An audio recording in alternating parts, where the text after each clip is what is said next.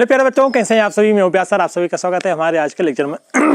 हमारा आज का लेक्चर क्लास 12 लेक्चर नंबर मालूम नहीं कौन सा है, थोड़ा बहुत बचा होगा, ठीक है, कंप्लीट होने के लिए ऊपर आए। तो क्लास 12 का लेक्चर वो लास्ट टॉपिक जो हमारे पास में था वो शायद ऑक्सीडेशन स्टेट के ऊपर था, जो कि मैंने आपको कंप्यूटर पर बना के दिया था। तो वहीं से चालू करते हैं हम, स्टार्ट वहीं से करना है हमको, ठीक है। तो अब हमारे पास में आता है, इसमें हम कलर की बात कर रहे थे हम, ठीक है, ओके, कलर की बात कर रहे थे हम। Unpaired electron, magnetic nature, magnetic movement और कलर्ड। तो मैंने आपसे बोला था कि जो कलर होते हैं, कलर होने का कारण क्या होता है, रीजन क्या होता है, वो होता है हमारे पास में डी ट्रांजिशन। डी ट्रांजिशन के वजह से हमारे पास में कलर होते हैं। डी ट्रांजिशन कैसे, जैसे कि हमारे पास में है ये हुआ हमारे पास में डी, मैं यहाँ पर बनाता हूँ एक छोटा सा, ये हुआ आपस में मान लीजिए डी 1 2 3 4 और 5, 1 2 3 4 5, ये 2 पार्ट में बदा होता है, याद है, ईजी और T2G। ईजी के 2 पार्ट ऊपर होते हैं, T2G के 2 पार्ट नीचे होते हैं। अब ये डिपेंड करता है कि हमारे पास में स्ट्रॉन्ग फील्ड है कि वीक फील्ड है। कभी हमारे पास में ऐसा होता है कि T2G ऊपर होता है और ईजी हमारे पास में क्या होता है, नीचे होता है। बस समझ में आ रही। तो यहाँ हमारे पास में इस प्रकार से ईजी में 2 बॉक्स होते हैं और T2G में हमारे पास में 3 बॉक्स होते हैं। ये बॉक्स नहीं कहलाते हैं, ये कहलाते हैं ऑर्बिट। और इसमें हमारे पास में एक में 2 इलेक्ट्रॉन की जाने की पॉसिबिलिटी होती है। एक इलेक्ट्रॉन यहाँ से यदि यहाँ जंप करके जाएगा, ध्यान से देखना, 1 2 3, अब वो यहाँ जाएगा। जब वो यहाँ जाएगा तो कुछ एनर्जी को एब्जॉर्ब करेगा, और जब वो यहाँ से वापस यहाँ आता है तो उस एनर्जी को रिलीज करता है। वो एनर्जी होती है यहाँ पास में रेटिना पे पड़ती है, आंखों पर पड़ती है, और हमको वो कलरफुल दिखाई देता है। ये यहाँ पास में रीजन था, ठीक है। अब इसके पास यहाँ पास में आता है कलर प्रॉपर्टी। तो हमने बोला था कि यदि D1 से D9 है तो वो कलरफुल होंगे। मतलब क्या हुआ कि कलरफुल होने के लिए हमारे पास में क्या होना चाहिए, या तो D में 1 इलेक्ट्रॉन होना चाहिए या D में 9 तक इलेक्ट्रॉन हो सकते हैं। अनपेयर्ड इलेक्ट्रॉन जरूरी है। हाँ, ये कलरफुल होंगे, ये कलरफुल होंगे, कलर्ड। लेकिन यदि हमारे पास में D0 है या हम कहें कि हमारे पास में D10 है, कंप्लीट भरा हुआ, ये खाली, तो जो कंप्लीट भरा हुआ है वो कलर नहीं होगा, कंपाउंड। ऐसे कंपाउंड जो कंप्लीट भरे हुए हैं वो कलर्ड कंपाउंड के लाइन, जैसे हमारे पास में बात करते हैं जिंक की। जिंक हमारे पास में कलर्ड नहीं होता है, वो हमारे पास में कंप्लीट भरा हुआ है। क्यों? क्योंकि उसके पास में क्या है, हमारे पास में D10 है, इसलिए हम उसको बोलेंगे कि ये कोई भी कलर को नहीं रखता। मतलब हम ये कह सकते हैं कलर लेस होते हैं, ठीक है। ये कलर लेस होते हैं, वो ये कलरफुल होते हैं। बात समझ में आ रही है। लेकिन वहीं पर हम बात करते हैं Zn+2 की, तो Zn+2 भी आज हमारे पास में कलरलेस होगा। क्यों? क्योंकि Zn+2 में से 2 इलेक्ट्रॉन निकालने के बाद भी D10 सिस्टम बनता है, तो वो भी हमारे पास में कैसा, या आप व्हाइट कलर कह सकते हैं या कलरलेस। भाई जिसका कलर ही नहीं है तो व्हाइट कलर कहलाएगा। क्लियर है, बात समझ में आ रही है। इस प्रकार से हमारे पास में आता है अब colour transfer spectra. Okay, charge transfer, sorry charge transfer spectra. हमारे पास में कलरफुल होने के लिए 2 रीजन थे। पहला था हमारे पास में चार्ज ट्रांसफर स्पेक्ट्रा, और दूसरा क्या था हमारे पास में, दूसरा था हमारे पास में डी ट्रांजिशन। तो डी ट्रांजिशन और चार्ज ट्रांसफर स्पेक्ट्रा, ये दोनों हमारे पास में रीजन थे। तो हम बात कर रहे थे चार्ज ट्रांसफर स्पेक्ट्रा के ऊपर। तो दूसरा हमारे पास में आता है पॉइंट इसी में कलर्ड आयन के लिए, वो है हमारे पास में charge transfer spectra. Charge transfer spectra, charge transfer spectra हमारे पास में सेकंड आया।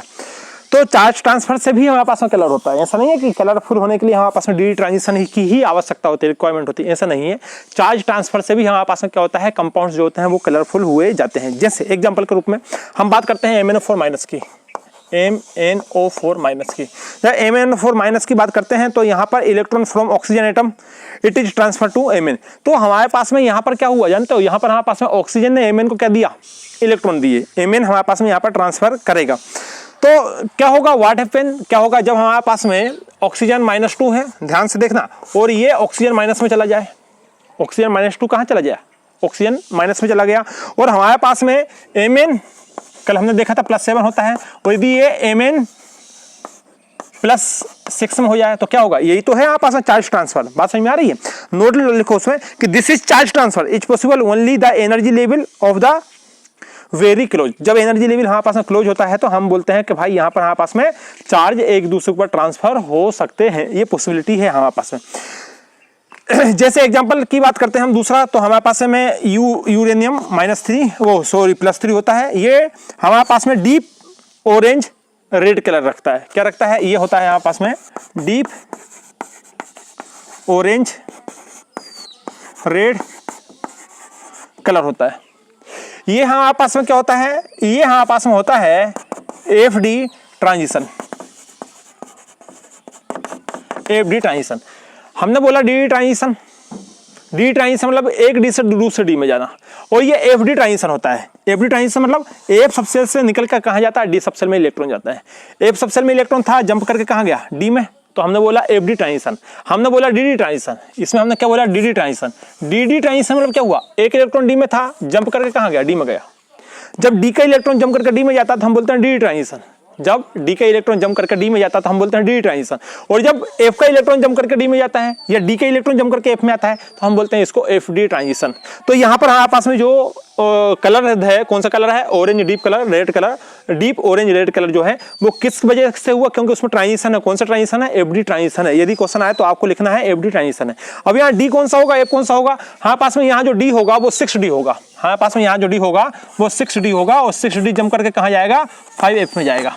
6D के इलेक्ट्रॉन जंप करके कहाँ आते हैं? 5F में आते हैं, और 5F के इलेक्ट्रॉन जंप करके कहाँ आते हैं? हमारे पास में 6D में आते हैं। बात समझ में आ रही है? ये रिवर्सिबल, ये रिवर्सिबल। D के इलेक्ट्रॉन F में जा सकते हैं और F के इलेक्ट्रॉन D में आ सकते हैं, लेकिन कौन सा? 5D और 6D और 5F, इसको बोलते हैं DF ट्रांजिशन। बात समझ में आ रही है? अब बात करते हैं हम इसी प्रकार से NP+3। तो यहां पर हमारे पास में आता है NP+3, और दूसरा होता है हमारे पास में PU+3। ये यहाँ पास लेंथेनाइड एक्टिनाइड के एलिमेंट्स हैं, उनकी बात हो रही है। ये वायलेट कलर रखता है। पहला वाला कौन सा कलर रखता है? वायलेट कलर रखता है। ये होता है हमारे पास वायलेट, और ये होता है डीप ब्लू। इनको ट्रिक नहीं है कोई भी याद रखने की, आपको वैसे ही याद रखना पड़ेगा। ये वायलेट का होता है, यहाँ हमारे पास डीप ब्लू होता है। इसमें हमारे पास FF ट्रांजिशन होता है। FF ट्रांजिशन, यहाँ पास FF ट्रांजिशन होता है। मतलब क्या हुआ? मतलब ये हुआ हमारे पास में कि यहाँ पास में ये 5F से जंप मार के हमारे पास में 5F में आएगा। ये F से एक इलेक्ट्रॉन F में जाएगा, फिर ये इलेक्ट्रॉन F से F में आएगा। ये हमारे पास में FF। जैसे यहाँ पर DD ट्रांजिशन था, एक D से एक D में गया, उसी प्रकार से यहाँ पर हमारे पास FF ट्रांजिशन है। एक F जंप करके दूसरे F में जाता है, 5F जंप करके 5F में जाएगा, तो हमारे पास में क्या हुआ? DD transition. बात समझ में आ रही? जैसे ये इस प्रकार से हमने बनाया था, वैसे हमारे पास FB वाला बनेगा। बनाने की कोई आवश्यकता नहीं है, बस ये बताना है आपको कि इसमें कौन सा ट्रांजिशन पॉसिबल है। तो ये यदि ये दो आ जाएंगे तो हमने बोला ये लेंथेनाइड एक्टिनाइड के अंतर्गत आता है, तो इसमें हमारे पास में कौन सा ट्रांजिशन होगा? FF ट्रांजिशन होता है। तो DD ट्रांजिशन एक हुआ, DF ट्रांजिशन 2 हुआ, और FF ट्रांजिशन हमारे पास में 3 हुआ। तो 3 प्रकार के यहाँ पे हमारे पास में ट्रांजिशन होते हैं। तो एक्टिनाइड जो होता है वो हमारे पास में रेडियो एक्टिव सीरीज होती है। तो बेसिकली हम एक्टिनाइड का यहाँ पर यूज करते नहीं है, लेंथेनाइड में ही हमारे पास में कलर हमको शो करने का होता है। जो एक्टिनाइड होता है वो हमारे पास में कैसे होते हैं? रेडियो एक्टिव होते हैं। रेडियो एक्टिव होते हैं तो उनके कलर बताने की हमको आवश्यकता नहीं है। एक्टिनाइड की बात कर रहे हैं हम, AC एक्टिनाइड की बात कर रहे हैं। ये यहाँ पास में रेडियो एक्टिव होता है, इसलिए इसके कलर आपसे जनरली पूछे नहीं जाते हैं, लेकिन फिर भी आपको पढ़ लेना है। ठीक है, बात समझ में आ रही है? अब दूसरी हम बात करते हैं इसी में, जैसे हमारे पास में है PR और TM। अब ये हमारे पास शॉर्ट फॉर्म ही है, तो शॉर्ट फॉर्म में आपको बताऊंगा। फुल फॉर्म तो मेरे को भी नहीं मालूम। क्यों नहीं मालूम? क्योंकि ये ब्लॉक के एलिमेंट्स हैं। अब इनको ज़्यादा हम याद करते नहीं है, ज़्यादा जरूरत पड़ते नहीं, इसलिए इसका हमको फुल फॉर्म मालूम नहीं है। आप देख लेना क्या बोलते हैं किसको। ठीक है, तो जैसे यहाँ पास में हुआ PR को जैसे प्रीडिनियम बोलते हैं। PR को क्या बोलते हैं? प्रीडिनियम बोलते हैं। और एक है यहाँ पास में TM, एक है यहाँ पास में TM। ये ग्रीन कलर के होते हैं। कौन से होते हैं? ग्रीन कलर, इनका होता है ग्रीन कलर। ठीक है, जैसे यहाँ पास में ND होता है, हमारे पास में है ND, और क्या यहाँ पास में ER। यहाँ पास में लिलाक, ये कौन सा कलर होता है ये हमको भी नहीं पता, ये लिलाक कलर है। जहाँ हमारे पास PMHO है, क्या यहाँ पास है? PM पोलिब्डेनम और HO। अब PM पोलिब्डेनम और HO ये यहाँ पास पिंक कलर के होते हैं। कैसे होते हैं? पिंक कलर के होते हैं। देन यहाँ पास में SM होता है, SM से लेकर SM होता है, और यहाँ पास में DY होता है। यहाँ पास में येलो होते हैं। कैसे? यहाँ पास में येलो कलर के होते हैं। इनकी ट्रिक क्या है? यहाँ ट्रिक लिख लो चाहो तो आप, यहाँ पास में आप ट्रिक लिख लो। इससे ट्रिक है हमारे पास में कि GLI बाय P बाय और फिर P। यहाँ आपस में गीला पाइप, गीला पाइप। ट्रिक क्या है इसकी ट्रिक है गीला पाइप। गी मतलब ग्रीन, ली मतलब लीलाक, पी मतलब पिंक, बाय मतलब येलो। और एक पी किसका है? अच्छा एक और रह गया आपस में, ओके ठीक है, एक और रह गया आपस में। आपस में है यू से लेकर टीबी, EU TB। ये यहाँ आपस में पिंक है, ये भी यहाँ पास में कैसा है? ये भी यहाँ पास में कैसा है? पिंक है। तो गीला पाइप, गीला पाइप, PYP, गीला पाइप, ये याद रखना, ट्रिक है आपकी, गीला पाइप, गीला पाइप। क्लियर है? तो ये हुए हमारे पास में कलर जो मैंने आपको बता दिए कि क्या होते हैं, से होते हैं। यहाँ पास में ऑक्सीडेशन स्टेट की बात मैंने आपको पहले कर ली थी। कलर ट्रांजिशन, ये ट्रांसफर ऑफ कलर ये बचा था हमारे पास में, ये भी हमारे पास में यहाँ पर कंप्लीट हो गया है। अब बात करते हैं इसमें ऑक्सीडेशन स्टेट की भी हमारे पास में बात हो गई थी, ठीक है। ये सारी बात तो आपको मैं आपको बता दिया हूँ। अब हमारे पास जो बचा हुआ है वो क्या है? वो है हमारे पास में तो चार्ज ट्रांसफर स्पेक्ट्रम, समझ गए हो ना आप क्या होता है और कैसे होता है। और भी बुक में से आप काफ़ी एग्जांपल है वो देख लेना, ठीक है। ये मैं आपको ज़्यादा एग्जांपल नहीं करवा रहा हूँ यहाँ पर, क्योंकि मैं आपको पहले ही करा चुका हूँ। अब आपको पढ़ने का काम है तो आप यहाँ पर पढ़ सकते हैं। अब देखिए प्यारे बच्चों, अब यहाँ पर आपस में आया tendency to form coordination compound, complex compound, okay ठीक है। ये आपस में कोऑर्डिनेशन कंपाउंड या कॉम्प्लेक्स बनाने की टेंडेंसी रखते हैं, ये टेंडेंसी रखते हैं कोऑर्डिनेशन कंपाउंड बनाने की या कॉम्प्लेक्स बनाने की। Only D block elements have tendency to form complex compound due to, क्यों रखते हैं? डी ब्लॉक के जो एलिमेंट होते हैं वो कॉम्प्लेक्स या कंपाउंड बनाने की, ये कॉम्प्लेक्स या कोऑर्डिनेशन कंपाउंड बनाने की टेंडेंसी रखते हैं। अब ऐसा क्यों होता है? सिर्फ डी ब्लॉक के ही क्यों रखते हैं? एफ के क्यों नहीं रखते? पी के क्यों नहीं रखते? और एस के क्यों नहीं रखते? ठीक है, तो अब उसका रीजन क्या है? रीजन है हमारे पास में, लिखिए उसमें, लिखिए आप लिखिए कि only D block metal, only D block metal have tendency to form complex compound, to form complex compound due to first लिखिए इसमें, इनका स्मॉल साइज होता है। पहला लिखिए point, they are small size, इनका स्मॉल साइज होता है। दूसरा, हाई आयोनाइजेशन एनर्जी, इनकी हाई आयोनाइजेशन एनर्जी होती है। या आप कह सकते हैं कि हाई इलेक्ट्रोनेगेटिविटी, हाई इलेक्ट्रोनेगेटिविटी, ये हाई इलेक्ट्रोनेगेटिविटी होती है इनकी। तीसरा आप कह सकते हैं इसमें कि ability of covalent D orbital, ability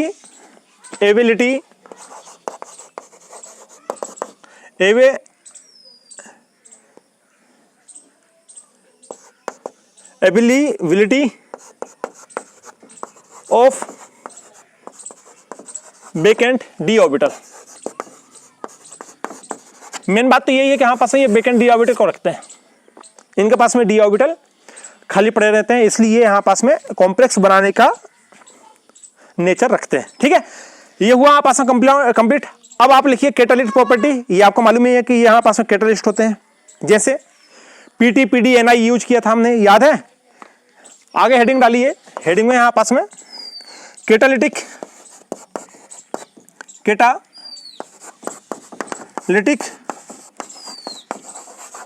property, catalytic property. इसमें लिखिए कि जो ट्रांजिशन मेटल होते हैं, ट्रांजिशन मेटल और their compound are generally used as a catalyst in different reaction. ये डिफरेंट रिएक्शन में कैटलिस्ट का यूज करते हैं। जैसे एग्जांपल के रूप में आप सभी जानते हैं कि हमारे पास में जैसे CH3 CH2 double bond CH2 के साथ जब आप रिएक्शन कराते थे H2 की, याद है? तो आप यहाँ पर क्या लिखते थे? PT लिखते थे, PD लिखते थे, NI लिखते थे। तो ये क्या है यहाँ पास में? ये डी ब्लॉक के है यहाँ पास में। और ये क्या है यहाँ पास में? ये कैटलिस्ट है। क्या है यहाँ पास में? कैटलिस्ट है, यहाँ पास क्या है, कैटलिस्ट है। बात समझ में आ रही है? तो ये यहाँ पास क्या होते हैं, कैटलिस्ट होते हैं। जैसे आपने हेवा प्रोसेस पढ़ा था, हेवा प्रोसेस में हम क्या करते थे, अमोनिया बनाते थे, याद है? N2 के रिएक्शन आप 3H2 के साथ करते थे, तो यहाँ पास में मोलिब्डेनम लेते थे, यहाँ पर MO, या हम लेते थे Fe आयरन, अमोनिया बन जाता था आपका। Lindlar catalyst, Lindlar PDBaSO4, catalyst का नाम क्या था, P लिडलार कैटलिस्ट, जिसको हम बोलते थे PDBaSO4, PDBaSO4, ये यहाँ पास में लिडलार कैटलिस्ट कहलाता था। कौन सा, लिंडलार, लिंडलार डी है ये, लिडलार कैटलिस्ट, लिंडलार कैटलिस्ट कहलाता है। कौन, ये PDBaSO4। तो ये यहाँ पास में डी ब्लॉक के एलिमेंट बहुत अच्छे क्या होते हैं, कैटलिस्ट होते हैं। क्यों होते हैं, क्योंकि ये डी ब्लॉक जो होता है इनमें वो ऑर्बिटल जो होता है, डी ब्लॉक ऑर्बिटल होता है वो वेकेंट होता है, बस एक ही रीजन है, डी ब्लॉक ऑर्बिटल वेकेंट होते हैं, जिसके कारण से ये यहाँ पास में बहुत अच्छा कैटलिस्ट का रोल प्ले किया करते हैं। ठीक है, अब आता है यहाँ पास है formation of interstitial compound, interstitial, interstitial compound, देख रहे हैं आप उसमें आगे है हमारे पास में। तो ये बहुत अच्छे आपके इंटरस्टिशियल कंपाउंड में आता है। इंटरस्टिशियल मतलब कंपाउंड मतलब समझ रहे हो आप क्या है, आगे का पॉइंट लिखिए, जो भी पॉइंट है आपका डाल लेना, उसमें देख लेना, बुक में मिला लेना, सबसे अच्छा। फॉर्मेशन ऑफ इंटरस्टिशियल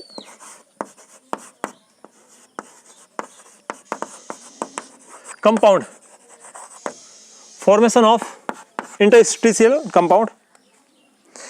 देखो जरा बात क्या है प्यारे बच्चों, जब मेटालिक बॉन्ड बनता है, जब मेटालिक बॉन्ड बनता है, जैसे एक मेटल से दूसरा मेटल, तीसरा मेटल, फिर मेटल, फिर मेटल, फिर मेटल, ये कनेक्ट हो गए, मेटल मेटल मेटल कनेक्ट हो गए। यहां पर ये जो दो मेटल होते हैं उनके बीच में एक स्पेस होता है, दो मेटल के बीच में एक स्पेस होता है, और इस स्पेस को हम बोलते हैं इंटरस्टिशियल साइट। इस जो गैप दिख रहा है ना, ये जो गैप दिख रहा है, ये गैप है, ये गैप है, यहां से ये गैप है, यहां से ये गैप है, ये गैप कहलाता है आपका इंटरस्टिशियल साइट। अब ये क्या होता है, देखो जरा लिखो, transition element form interstitial compound of non-stoichiometric metal, non-stoichiometry composition, non-stoichiometry composition,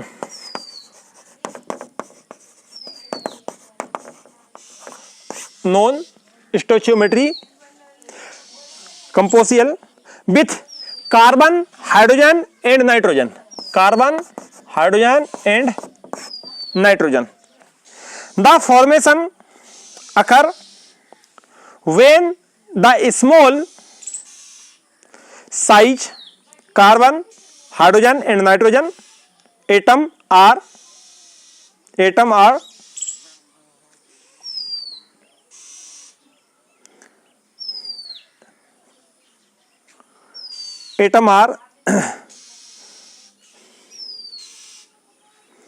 the interstitial site of the metal lattice। देखो ये जो मेटल होता है, डी ब्लॉक के मेटल होते हैं, इनका साइज बड़ा होता है, साइज बड़ा होता है। एक डी ब्लॉक का मेटल यहाँ पर है, एक यहाँ पर है, एक यहाँ पर है, एक यहाँ पर है, एक यहाँ पर है, एक यहाँ पर है, एक यहाँ पर है, एक यहाँ है और एक यहाँ। जब ये एक दूसरे के ऊपर रखोगे तो उनमें बहुत सा स्पेस छूट जाता है। ये देखो ये स्पेस है आपके पास, ये स्पेस है, छूट जाता है, ये इसको बोलते हैं इंटरस्टिशियल साइट। ये आप जब यूनिट नंबर 1 पढ़ेंगे तो उस समय मैं आपको यहाँ पर बताऊंगा ये क्या होता है। अब यहाँ पर ये साइड छोटा है, स्पेस छोटा है, तो इस स्पेस में हमारे पास छोटे एटम आके, जैसे कार्बन हुआ, हाइड्रोजन हुआ, नाइट्रोजन आके वो इससे फिट हो जाते हैं। और जब ये फिट होता है तो ये 100% ये कवर हो जाते हैं। जब ये कवर हो जाता है तो हम उसको बोलते हैं कि इसने फॉर्मेशन कर लिया, इंटरसाइट कंपाउंड्स बना लिया। अब यहाँ पर जब कार्बन, हाइड्रोजन, नाइट्रोजन आ जाएगा तो यहाँ पर हम क्या बोलेंगे कि भाई ये हमारे पास में कैसे होगा, ये इंटरस्टिशियल कंपाउंड्स का फॉर्मेशन इन्होंने कर लिया, ये है और कोई बात नहीं है। बात समझ में आ रही है? आगे चल के हम पढ़ेंगे, ऐसी कोई बात नहीं है। जैसे एग्जांपल के रूप में बताऊं, जैसे क्रोमियम है तो एक CR इधर है, एक CR इधर है, एक CR इधर है, एक CR इधर है, ये हुआ क्रोमियम। अब बीच में हो सकता है आपके पास में कार्बन, कार्बन की लेयर आ जाए, बहुत छोटा है, या हो सकता है हाइड्रोजन, हाइड्रोजन की लेयर आ जाए बीच में, हो सकता है नाइट्रोजन, नाइट्रोजन की लेयर आ जाए बीच में, ये। तो अब ये वाला जो कंपाउंड बनेगा उसको हम बोलेंगे इंटरस्टिशियल कंपाउंड। डी ब्लॉक का साइज बड़ा होता है, डी ब्लॉक का साइज बड़ा होने के कारण में जब वो कंपाउंड बनाते हैं तो स्पेस ज्यादा हो जाता है, स्पेस ज्यादा होता है तो हम बोलते हैं भाई ये इस प्रकार से कुछ वर्क आपके क्या करते हैं। क्लियर है? बात समझ में आ रही है? तो ये हुआ आपस में एक पॉइंट। दूसरा है यहाँ पास में, नेक्स्ट पॉइंट है यहाँ पास में अलाय फॉर्मेशन। अलाय फॉर्मेशन क्या होता है कि हमारे पास में due to small size of transition elements, these element have tendency to form ally with each other। ये एक दूसरे के साथ जुड़ के एक अलाय का फॉर्मेशन कर लेता है। देखो कुल मिलाकर बात ये हुई कि जो अलाय होता है उसको बनाने के लिए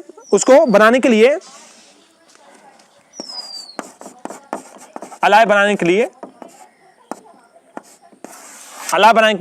सेम साइज की आवश्यकता होती है। किसकी होती है? सेम साइज की आवश्यकता होती है, और इनका साइज सेम होता है। जो डी ब्लॉक के एलिमेंट्स होते हैं इनका साइज क्या होता है? सेम होता है, और सेम साइज होने के कारण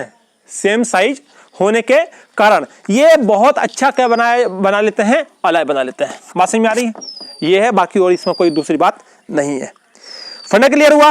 अब आता है यहाँ पास में इसमें केमिकल प्रॉपर्टी। आगे लिखिए आप, chemical property of transition elements and some important compound.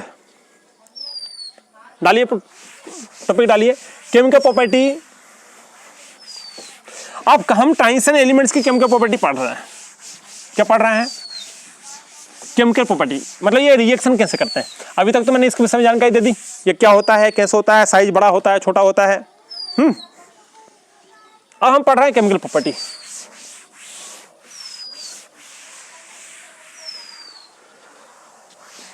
तो हेडिंग डालो chemical property.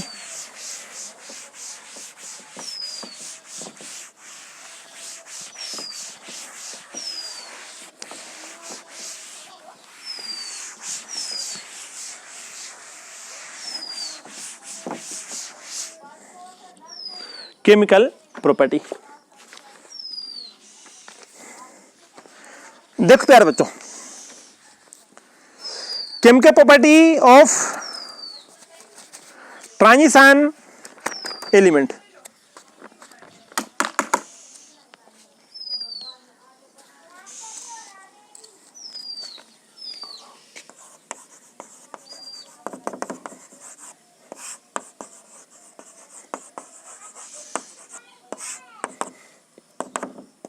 Chemical property of transition element.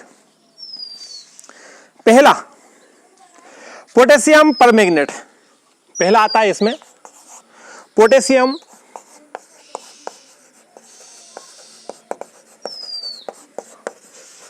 Permanganate. Potassium permanganate जिसको बोलते हैं आप KMnO4। KMnO4। आप पहला पॉइंट लिखिए इससे preparation.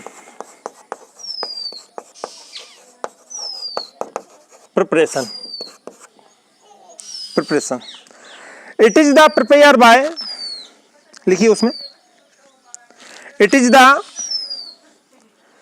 Prepared by heating, it is the prepared by heating pyrolusite or with an alkali in presence of oxygen with same oxidising agent like KNO3। देखो कुल मिलाकर बात ये हुई कि जब हम, ये सब बुक में लिखा हुआ है, यदि आप सेंटेंस नहीं भी लिख पाए तो भी कोई दिक्कत की बात नहीं है। देखो जरा, जब हम KMnO4 बनाते हैं तो KMnO4 बनाने के लिए हमको MnO2 की आवश्यकता पड़ती है। कितने मोल? 2 मोल। जब इसकी रिएक्शन हम कराते हैं 4 मोल KOH के साथ में, प्लस साथ में आपस में होता है ऑक्सीजन। ये यहाँ आपस में ये एक मिक्सचर बन जाता है इसका, ये कहलाता है यहाँ पास में फ्यूजन मिक्सचर, फ्यूजन मिक्सचर। इसको हम थोड़ा सा हीट करते हैं, कि हमने थोड़ा सा हीट करते हैं तो हमारे पास बनता है 2K2MnO4, K2MnO4 plus 2H2 plus 2H2। यहां पास में मैग्नेट आयन बनता है, इसका ग्रे कलर होता है, इसका ग्रे कलर होता है। अब केमिकल रिएक्शन आपको बार बार लिख कर प्रैक्टिस करनी पड़ेगी, बिना प्रैक्टिस किए मुश्किल से आएगा आपको, ठीक है, ऐसे नहीं आ पाएगा समझ में। प्रैक्टिस करो इसकी बार बार लिख के। अब ये क्या होता है आपस में, ये होता है आपस में कन्वर्जन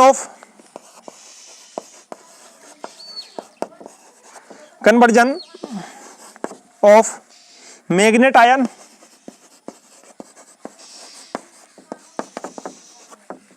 इनटू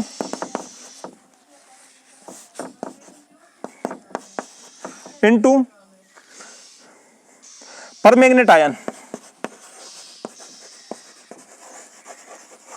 परमैग्नेट आयन।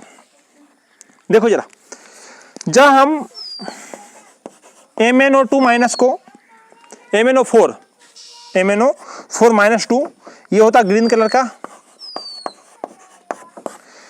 इसको हम एसिडिक हाइड्रोजन देते हैं। ये यहां पास में एसिडिक हाइड्रोजन है, एसिडिक हाइड्रोजन, आप पूरा लिख लेना, एसिडिक हाइड्रोजन हम देते हैं। तो ये हमारे पास बनता है MnO4 -1 -2 था, ये कन्वर्ट हो जाता है पास में -1 में। ये होता पर्पल कलर का, ये होता है पास में परमैग्नेट आयन,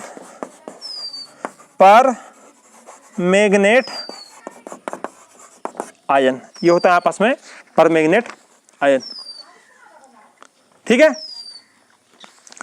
देन ये हुआ आपस में कंप्लीट। अब आता है आपस में इलेक्ट्रोलाइटिक ऑक्सीडेशन। क्या आता है आपस में? Electrolytic oxidation. लेकिन अब वो इलेक्ट्रोलाइटिक ऑक्सीडेशन है उसको इस क्लास में नहीं करेंगे हम, उसको आने वाली क्लास में करेंगे। तो ये है आपस में इसकी केमिकल रिएक्शन। बात समझ में आ रही है?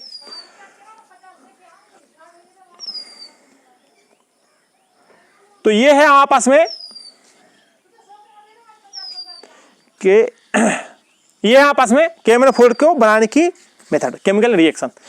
तो ठीक है, इसमें देख लेना। यदि आपको कुछ समझ में नहीं आया हो तो आप आपकी बुक उठाना, बुक में से आपकी केमिकल रिएक्शन देख लेना। मैं केमिकल रिएक्शन आपको बहुत अच्छे से पहले करा दिया हूँ। कौन सी रिएक्शन कैसे होगी, क्या चार्ज होगा, किसके ऊपर क्या चार्ज होगा, ये सारी बात हम पहले कर चुके हैं। ठीक है, तो ठीक है, मिलते हैं आने वाले लेक्चर में। पढ़ाई करते रहिए। Wish you all the best.